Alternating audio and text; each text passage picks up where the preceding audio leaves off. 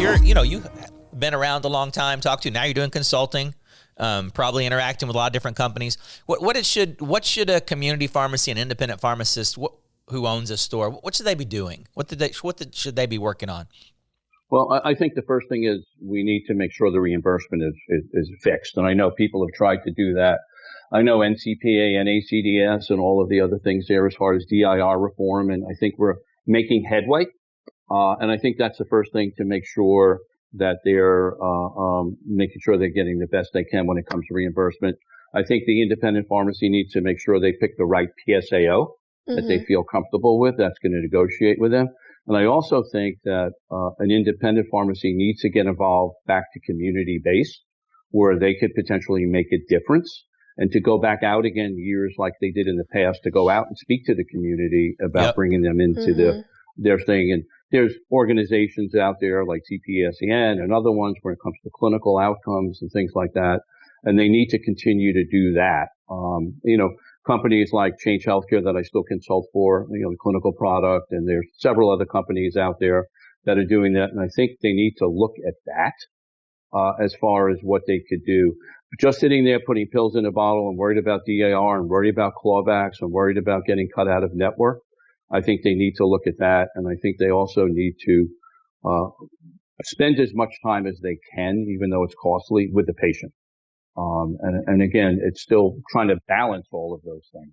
But I'm going to kind of add on to what Jeff asked, and you've been kind of saying in the background, but that we've also heard from other pharmacists who've had a very successful and thriving store, and they've got to get out from behind the bench and, get these med students in and let them get their years of bench experience while you're growing the business.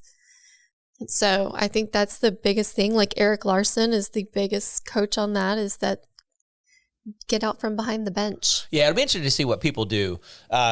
Even though I talked to one pharmacist this last week, they paid $1 million in DIR fees last year. $1 million.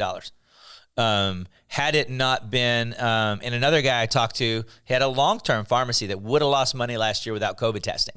So, kind of this last year, COVID testing and vaccines have kind of helped. But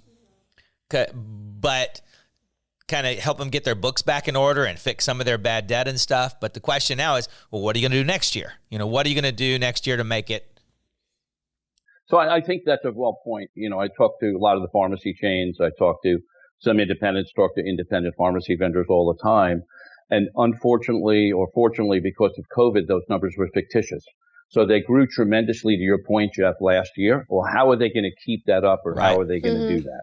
And I think there's going to be a rude awakening. And, listen, we hope the pandemic goes away. I know we talked about the fourth vaccine. We talk about future like flu, every once in a while, every year or two, getting a vaccine for that. But I think that's going to go away, or it's going to go to the sideline temporarily.